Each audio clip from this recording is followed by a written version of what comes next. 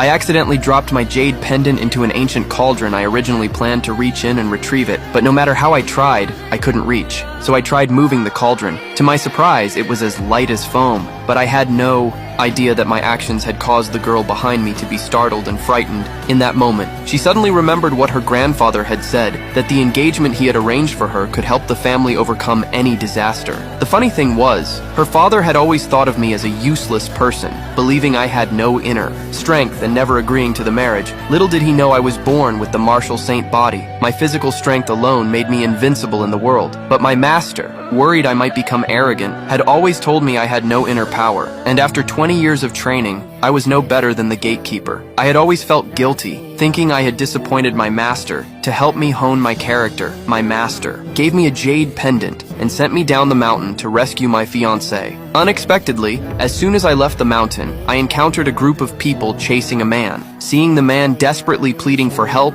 I intervened, quickly helping him escape the scene. The man, badly wounded, was trying to return home. I agreed to escort him. When we arrived at the martial arts school, I met his daughter for the first time, and immediately I was struck by love at first sight. What I didn't know was, this girl was the fiancée I had been longing for. To repay my life-saving grace, the man promised to help me find her. But when he learned that the woman I was looking for was his own daughter, the girl wanted to tell the truth, but her father stopped her. Though the man was grateful, he still believed that someone with no inner strength like me was unworthy of his daughter, so he kept her true identity from me. As I was leaving, the jade pendant accidentally fell into the ancient cauldron. That's when the girl realized I was not an ordinary person, but just as she was about to tell her father, a disciple from the martial arts school rushed in. It turned out their rival school had come to challenge them. The man was furious and immediately got ready to fight. The girl, anxious, knew her father's injuries hadn't fully healed and that he was no match for the opponents. She hurriedly came to me for help.